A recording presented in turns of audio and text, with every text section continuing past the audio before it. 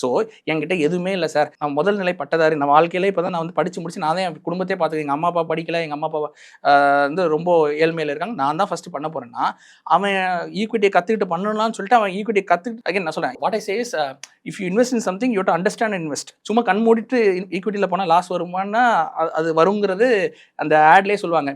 Mutual ஃபண்டோ whatever the investment are subject to market risk, please carefully invest பண்ணுங்கன்னு சொல்கிறாங்க.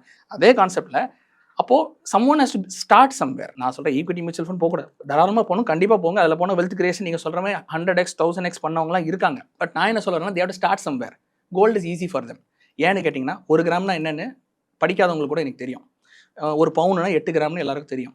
It's easier to transact, understand. Okay, நான் 1 gram 10,000 வாங்கினேன், இன்றைக்கி 1 gram 20,000, என் லாபம் 10,000 இப்படிங்கிறத மென்டல் மேத்லேயே போட்டுடலாம். டு அண்டர்ஸ்டாண்ட் லைக் ஒரு யூனிட் இன்றைக்கி நான் இவ்வளோ வாங்கியிருக்கேன், இன்றைக்கி என்கிட்ட இத்தனை யூனிட்ஸ் இருக்குது, இது வந்து இருக்கிற நுவான்சஸ் வந்து காமன் மேனுக்கு கஸ்டமர். நான் மறுபடியும் சொல்கிறேன், ஃபார் த வெல் வெஸ்ட், நான் சொல்கிற IT employee who is very knowledgeable, I understand everything of திஸ்ங்கிறவங்களுக்கு they are very good, they know what they're doing. In fact அவங்களுக்குலாம் வந்து கோல்டு ஹெஜிங்காக தான் இருந்தால் போதும். 90% அவங்க ஈக்விட்டியில் போட்டு 10% கோல்டில் போட்டு சேர்ந்தால் கூட that's enough for them, because they know what they're doing with 90%. But imagine 95% of the people கொண்டு போய் அவங்க ஈக்விட்டியில் கண்ணை மூடிட்டு போட்டுட்டு ஆங்கன்னா அவங்களுக்கு எப்போ உள்ளே போகணும், எப்போ உள்ளே வரணும், இந்த விஷயங்களே அவங்க தெரியாமல் இருந்தாங்கன்னா what I am saying is they might be இந்த உள்ளதே போச்சு நல்ல சினாரி ஆகிடக்கூடாதுங்கிறது மாதிரி நான் சஜஸ்ட் பண்ணுறேன். அதுக்கு gold is for them like ஒரு சேஃப்டி நெட்.